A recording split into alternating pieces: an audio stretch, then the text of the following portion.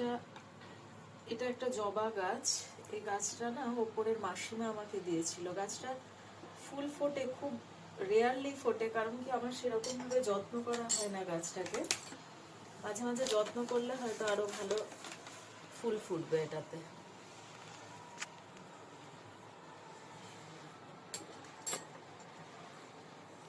এই গাছটা actually indoor plant, দেখতে খুব সুন্দর, কিন্তু গাছটা আমি যখনই ঘরের মধ্যে রাখি গাছটা মরে যায়, পাতা ঝরতে থাকে ভীষণভাবে।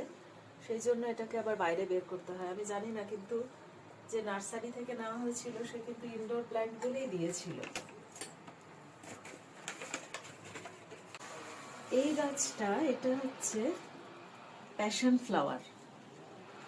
প্যাশন ফ্লাওয়ার আমি জানি না কে কে দেখেছে।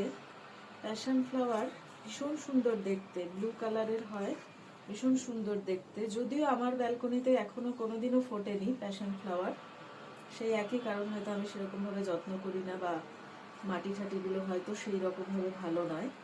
এটা আমি এনেছিলাম স্কুল থেকে। এটার ফুল এনে, ফুলের মধ্যে বীজ ছিল, সেটা ছড়িয়ে দিয়েছিলাম, তো গাছটা হয়েছে। গাছটা কিন্তু ভালো, গাছটার গ্রোথ ভালো। তোমাকেই বলছি, ক্লাস 10-এ একটা কবিতা আছে, দ্য ট্রিজ। ওটা মানে আমরা কিরকম ভাবে ঘর ডেকোরেট করার জন্য, আমাদের সেলফ হ্যাপিনেসের জন্য গাছপালাকে ঘরের মধ্যে রাখি, কিন্তু গাছপালারা সবসময় সেই বাইরে। তাহলে গাছের পরিচর্যার সাথে তোমাদের সবাইকে শুভ দুপুরের অনেক অনেক শুভেচ্ছা। বাকি দিনটা সবার অনেক ভালো কাটুক।